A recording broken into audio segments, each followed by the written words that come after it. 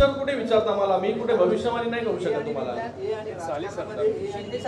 बघा मला वाटतं आम्ही लहान कार्यकर्ते आहोत, त्या सगळ्या गोष्टीचा चर्चा उत्तर मला वाटतं वरिष्ठ पातळीवरती या सगळ्या गोष्टींचा जो विचार करूनच हे सगळे तिन्ही पक्ष आम्ही एकत्र आलो। आणि हे काय कुठे एका जागेसाठी सत्तेसाठी लोकांसाठी महाराष्ट्रासाठी महाराष्ट्राच्या भल्यासाठी विकासासाठी जे आहे तिन्ही पक्ष एकत्र आले आणि आपण त्याचा प्रत्येक पाहताय की गेल्या 2 वर्षांमध्ये जेवढ्या जनकल्याणकारी योजना आणल्या, जेवढ्या विकासात्मक कामं इथे झालेली आहेत, 2.5 वर्ष अगोदरचं पण सरकार पाहिलं आपण आणि या 2 वर्षाचं सरकार देखील आपण पाहिलं की या 2 वर्षांमध्ये आणि गेल्या 2.5 वर्षांमध्ये जमीन आसमानचा फरक जो आहे तो या दोन्ही सरकारमध्ये आहे। गेल्या वेळेस तिथे भाजपचे उमेदवारही होते आणि अपक्ष उमेदवार। बघा मी तुम्हाला पुन्हा तेच सांगतोय, पुन्हा मागच्या वेळेस पण युती होती, त्यावेळेस गुलाबराव आणि अनेकांच्या विरोधात भाजपने पुन्हा तेच सांगतोय मी, कोण कुठे लढेल, कुठला पक्ष कुठे लढेल हे वरिष्ठ पातळीवरती जे आहे ही चर्चा होईल।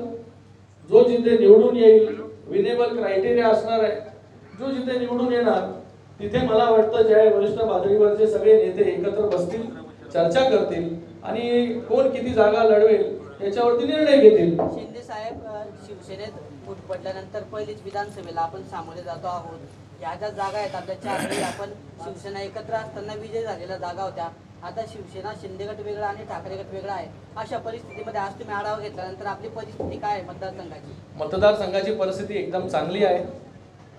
लोकसभेमध्ये या मतदारसंघांमध्ये ज्या मतदारसंघाचा आज आढावा झाला त्या मतदारसंघामध्ये जेवढं लीड आहे त्याच्यापेक्षा जास्त लीड या विधानसभेमध्ये मिळेल एवढं आजच्या या आढावा बैठकीमधून मला दिसून आलं।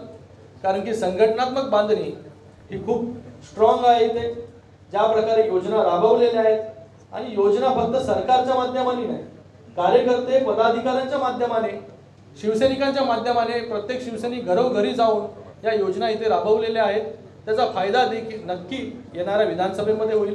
आणि आपण पाहिलं की लोकसभेमध्ये स्ट्राईक रेट जे आहे हे खऱ्या शिवसेनेचं जे आहे हे जास्त होतं। सगळ्यात चांगलं स्ट्राईक रेट जे आहे हे माननीय मुख्यमंत्री एकनाथ शिंदे साहेबांच्या नेतृत्वाखाली या लोकसभेमध्ये मिळालं, त्याच्यापेक्षा जास्त जागा देखील निवडून आल्या असत्या, पण त्याची उणीव जी आहे ती या विधानसभेमध्ये आम्ही भरून काढू।